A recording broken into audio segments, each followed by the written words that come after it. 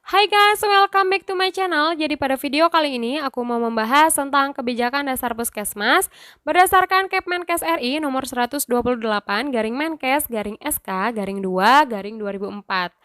Nah, kebijakan dasar Puskesmas ini pada tahun 2020 kemarin masuk dalam salah satu kisi-kisi SKB Kesehatan Umum ya teman-teman. Cuman dalam paket soal aku sih justru ini tuh nggak keluar. Yang keluar itu yang Permenkes nomor 43 tahun 2019 tentang Puskesmas yang video aku sebelumnya. Nah itulah kenapa aku tetap akan membahas dua-duanya, yang tentang Puskesmas kemarin sama kebijakan dasar Puskesmas ini. Karena kan kita nggak tahu nih ke depannya atau tahun 2021 besok ini SKB yang keluar itu yang mana. Jadi supaya teman-teman bisa mengerjakan dengan baik, aku bahas dua-duanya. Jadi langsung aja kita bahas tentang kebijakan dasar Puskesmas ya. Konsep dasar Puskesmas. Puskesmas adalah unit pelaksana teknis Dinas Kesehatan Kabupaten atau Kota yang bertanggung jawab menyelenggarakan pembangunan kesehatan di suatu wilayah kerja. Visi dan misi. Visi pembangunan kesehatan yang diselenggarakan oleh Puskesmas adalah tercapainya kecamatan sehat menuju terwujudnya Indonesia sehat. Indikator kecamatan sehat yang ingin dicapai mencakup 4 indikator utama, yakni 1. Lingkungan sehat, 2. Perilaku sehat, 3. Cakupan pelayanan kesehatan yang bermutu, 4. Derajat kesehatan penduduk kecamatan.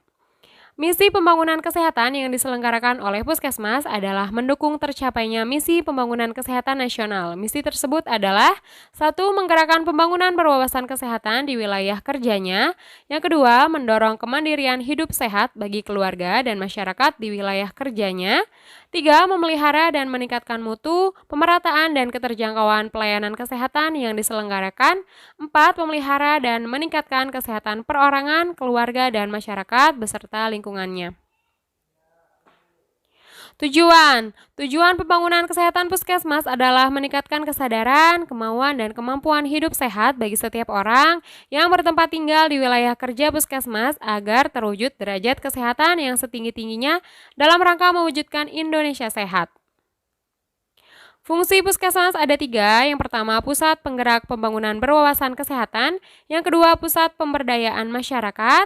Yang ketiga, pusat pelayanan kesehatan strata pertama, yaitu pelayanan pada UKM atau upaya kesehatan masyarakat, dan UKP atau upaya kesehatan perorangan. Kedudukan Puskesmas.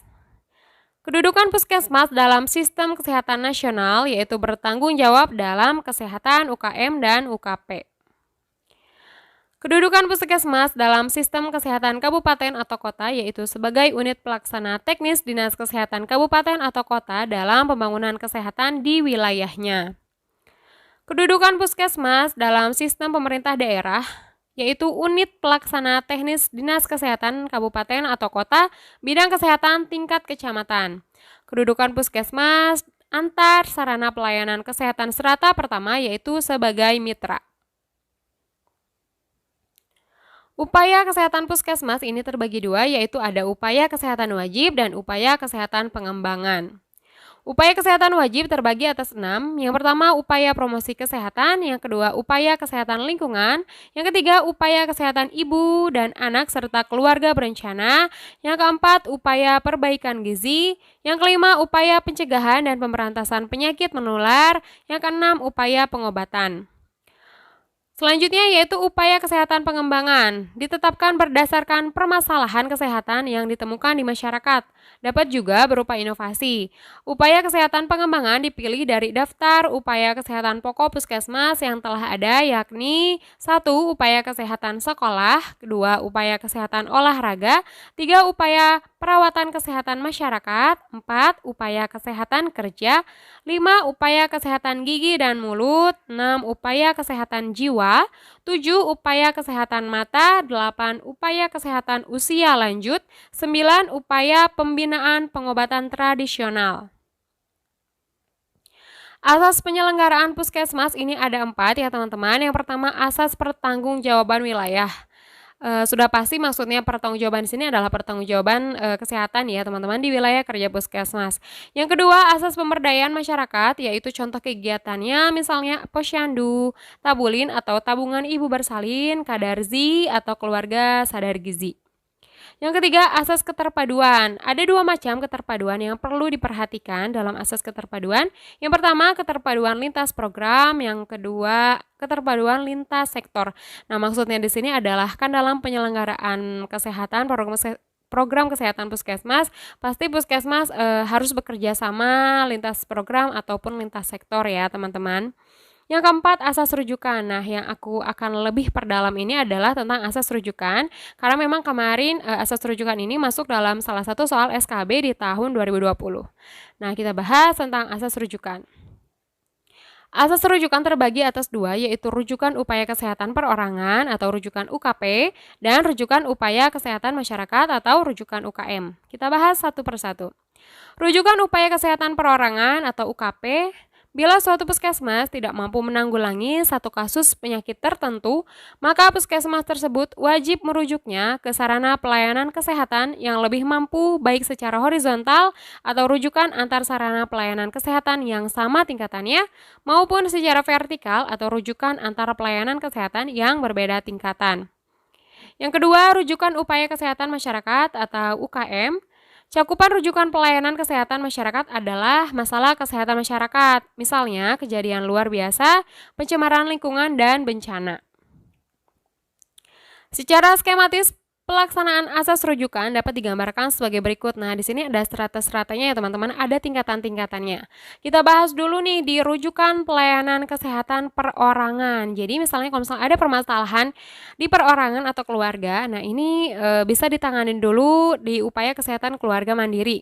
Bila tidak tertangani, akan naik ke rujukan di masyarakat. Nah, ini bisa ditangani di Posyandu atau Polindes. Bila masalah tersebut masih tidak dapat ditangani, akan naik tingkat ke strata pertama. Nah, ini bisa ditangani oleh praktek dokter swasta, dokter keluarga, puskesmas, balai pengobatan, BKIA, atau praktek bidan swasta. Nah, bila masih juga tidak dapat ditangani, naik lagi ke strata kedua, yaitu di rumah sakit umum atau rumah sakit khusus atau kabupaten atau kota, BP4, BKMM, klinik spesialis swasta, praktek dokter spesialis swasta.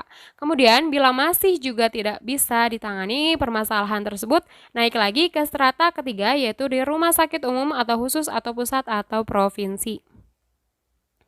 Nah, selanjutnya kita akan bahas rujukan pelayanan kesehatan masyarakat.